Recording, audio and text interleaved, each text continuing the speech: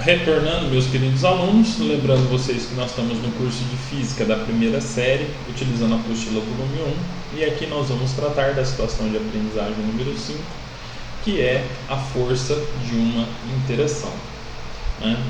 Lembrando vocês que na aula passada a gente viu sobre as interações, como é que elas poderiam ser feitas, consideradas, como é que elas funcionam. E agora nós estamos vendo como é que funciona a força de uma interação. Para a gente dar sequência nessa aula, é importante que vocês saibam que o objeto, o foco dessa aula é que vocês aprendam a identificar as interações nas formas de controle das alterações do movimento, tá? E então vamos lá. Reúnam-se em grupos, conforme a indicação do professor, e discuta com seus colegas as questões seguintes, resolvendo também os exercícios propostos. Primeira questão: o que um motorista faz para que um veículo em movimento parar em um veículo em movimento? Ele aciona um freio. Esse freio, por sua vez, vai criar um atrito lá na roda do veículo, que geralmente pode ser uma pastilha ou uma lona, que é o freio do veículo, e esse atrito na pastilha do freio fará com que a roda trave ou a roda diminua a sua velocidade em relação ao movimento do carro, consequentemente vai criar um atrito com o asfalto e vai fazer o veículo parar. Então, resumindo, o que ele faz? Aciona o freio. Certamente ele aciona o freio, é o que está falando aqui. Mas a maneira de frear depende de quê? A maneira de frear depende única e exclusivamente do motorista, Se ele fazer uma freada brusca, o carro pode derrapar.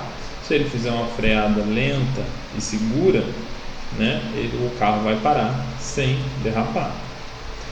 Explique e dê exemplos para os tipos de freada indicados a seguir.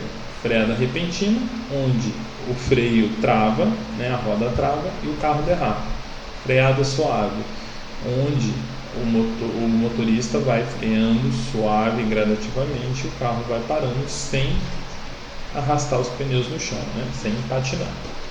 Freio motor é quando o motorista utiliza apenas o atrito do motor para frear o carro, E outros tipos de freio. O motorista pode simplesmente estar numa subida, e tirar o pé do acelerador, pode até estar em ponto morto o carro. E aí o que vai acontecer? A própria força da gravidade vai fazendo o carro parar, junto com o atrito da roda, dos pneus com o chão e outras situações similares. A fim de parar um carro com massa de 800 kg e velocidade de 17 metros por segundo, seria necessário que uma força varie a quantidade de movimento. Lembrando vocês que quantidade de movimento ela sempre se conserva, Lembram disso? Quantidade de movimento se conserva do veículo. E a fórmula utilizada é ΔQ, que é a variação da quantidade de movimento, é igual a massa vezes a variação da velocidade, sendo que ΔQ é 800 vezes 0,17. Então, quem que é 800? 800 é a massa, quilograma massa, E a velocidade variou de 17 metros por segundo para 0. Então, velocidade final menos velocidade inicial. Tudo isso é igual a menos 13.600 kg metro por segundo. Complete a tabela estimando os valores para a força F, força de atrito, e para o tempo da freada nos tipos a seguir. Freada repentina, força de atrito, menos 3.400, tempo da freada 4 segundos, variação da quantidade de movimento, menos 3.600. Como a gente já viu que a quantidade de movimento sempre tem que dar menos 13.600, porque ela não se altera, é sempre a mesma, então é igual a historinha do Carlinhos, do Joãozinho e do Tonhão, A quantidade de movimento vai ser sempre a mesma. Freada suave, Numa freada suave, vamos supor que o tempo foi 8 segundos. Se aqui era força de atrito 3.400 com esse aqui, deu esse aqui. Se for com 8, aqui vai ser quanto? Né? Vamos lá. Se nós temos aqui 13.400 vezes 4 dando 13.600, o que a gente sabe? Que a força a quantidade de movimento é sempre a mesma, então isso aqui eu já posso colocar, né? Que também é menos 3.600.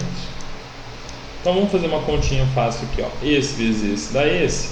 Se eu dobrar o tempo aqui, esse aqui tem que ser metade, né? Então metade de 3.400 vai dar 1.000, né? Menos 1.700. 1.700, ok? 1.700 vezes 8 vai dar menos 13.600. E vamos pensar aqui no freio do motor, demora o dobro desse aqui. Então vamos colocar 16 segundos, né? Se vai demorar 16 segundos, a força de atrito pode ser muito menor, que na realidade é metade de 1.700. Então metade de 1.700 vai ser exatamente quanto?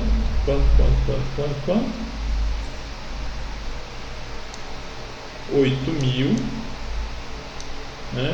E 600. Aliás, desculpa, gente. 8.500, não é isso? 8.500 não, 850. Então vamos ver se nossas contas estão certas aqui, ó. 1.700 vezes 8 igual a 13.600. 850 vezes 16 igual a 13.600. Porque a quantidade de movimento não se altera, mas o tempo pode alterar e a força de atrito pode alterar. Questão A. A variação total da quantidade de movimento é alterada em função do tipo de freada, né? A variação total da quantidade de movimento é alterada em função do tipo de freada? Não, né? Claro que não. A quantidade total de movimento, ela não é alterada com o tipo de freada. O que altera é o tempo e o atrito. A unidade de quantidade de movimento é quilograma metro por segundo, que é equivalente à unidade de Newton por segundo. Tá certo isso?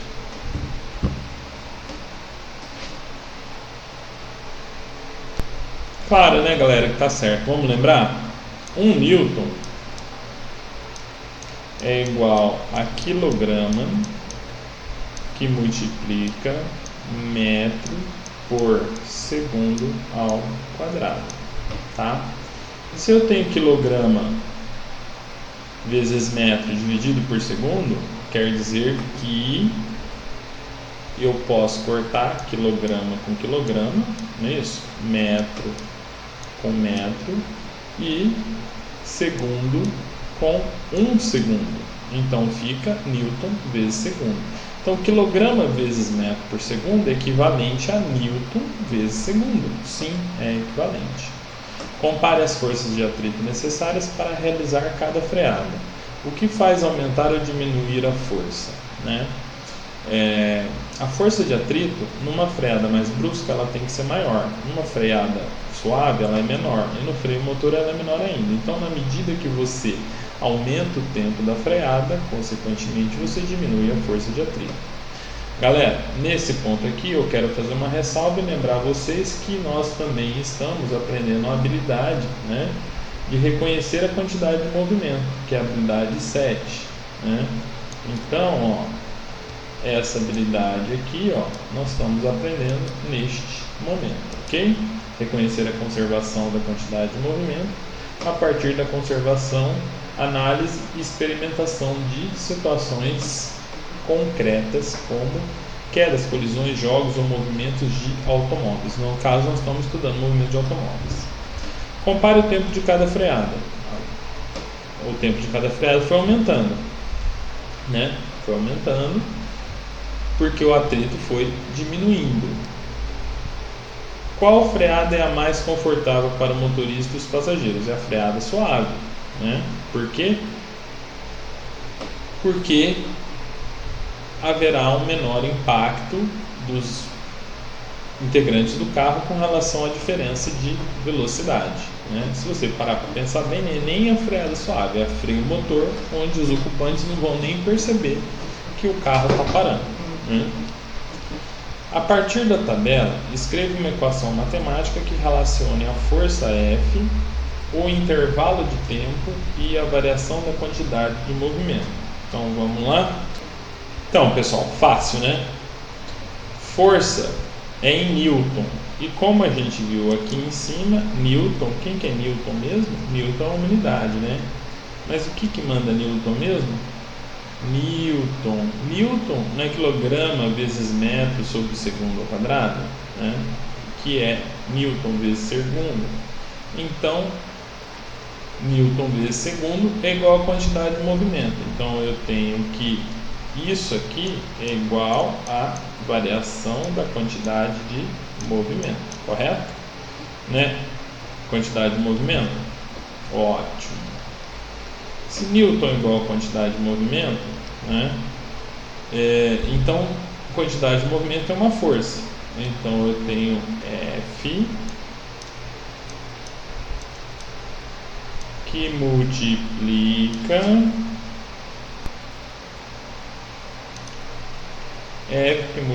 a variação de tempo.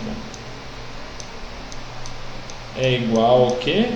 Igual a delta Q, certo? Isso aqui vai se transformar no seguinte, ó. A força em newtons vai ser igual à variação da quantidade de movimento dividido pela variação do tempo. Então essa é a equação. Continuando, calcule o quanto um airbag diminui a força que atua em um motorista durante uma colisão, admitindo que o tempo da interação, ΔT, é 0,05 segundos, com o airbag passe a ser de 0,5 segundos. Né? Então vamos lá resolver essa pequena situação. Como a variação é de 0,05 segundos para 5 segundos, a gente tem uma diminuição da interação em 10 segundos. Então, essa interação diminui 10 vezes, porque eu dobrei o tempo aqui embaixo, certo? Se eu dobrei o tempo, a minha força de impacto vai ser reduzida pela metade. Pela metade não, 10 vezes.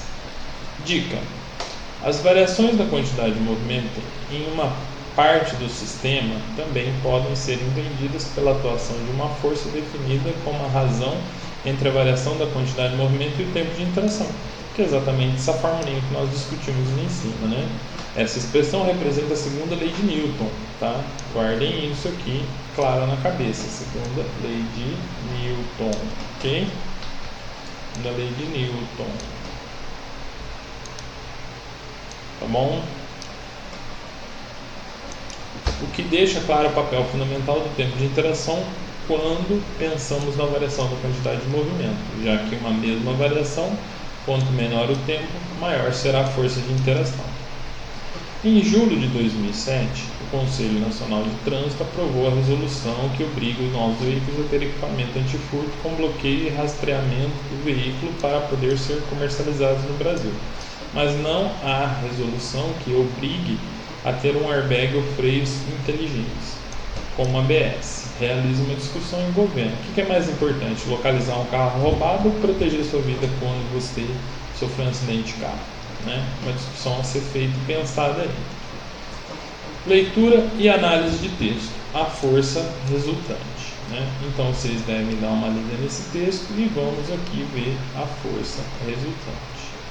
A figura mostra um automóvel se movendo em uma pista horizontal, sob a ação de diversas forças. Sobre essa situação, obtenha a força resultante no carro. Né? Então, o que nós temos? O peso, 8.400 N, a força normal, 4.200 N, né? Em cada eixo. Então, isso aqui, ó, galera, isso aqui, ó, 8.480 N está distribuído em dois eixos de 4.240 N, ok? Porque o carro não está nem afundando nem levitando. Então, consequentemente, essas duas forças têm que ser iguais porque uma anula a outra. A resistência do ar e atrito é 480 N e a força motriz é 2.875 newtons. O que quer dizer isso para mim? Isso quer dizer que meu carro está em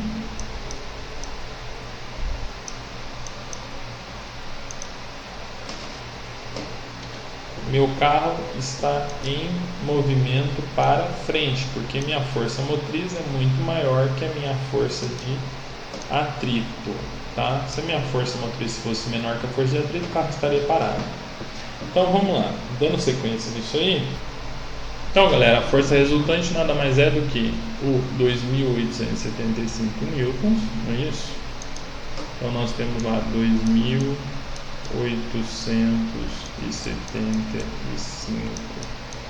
newtons menos o atrito, né? 480 newtons. Então nós temos que 5, né? 7 para 8 vai dar 7, é isso? 17 para 8 dá 9, não 7, dá 9. 7 para 4 dá 3. A resultante vai ser de 2.395 newtons. Na questão B, determine o valor da aceleração dividindo essa força resultante pela massa do carro, 848 kg. Então, pessoal, para resolver isso aqui, nós temos o seguinte, que a aceleração, isso vocês não sabem ainda, é igual a força pela massa. Então, vamos ver o que acontece aqui. A aceleração, então, é a força resultante, né? 2.395 newtons, é igual a 2.395 newtons dividido, né, pela massa do carro, que é 848 quilogramas. Olha que fácil. Portanto, minha aceleração aqui vai ser igual a 2.395, não é isso? Dividido por 848. Isso aqui vai ser igual a 2.002,82. 2,82 metros por segundo ao quadrado. Então o resultado é esse aqui. Mas você deve estar se perguntando assim, mas como é que você pode sair de força com massa e chegar em metro por segundo ao quadrado, né? Vamos lembrar que Newton, né, é igual a quilograma, não é isso que a gente viu lá em cima? Quilograma vezes metro, não é isso? Dividido por segundo elevado ao quadrado, né? Então, como eu tenho quilograma, né, aqui não é Newton, quilograma dividido por quilograma vai cortar, vai sobrar quem? Metro por segundo ao quadrado. Então a aceleração é nada mais que força sobre massa, né? Quando você corta o quilograma com quilograma, sobra metro por segundo ao quadrado, que é a aceleração. E agora nós chegamos ao final da situação de aprendizagem número 5. Bom estudo a todos, um forte abraço e até a próxima.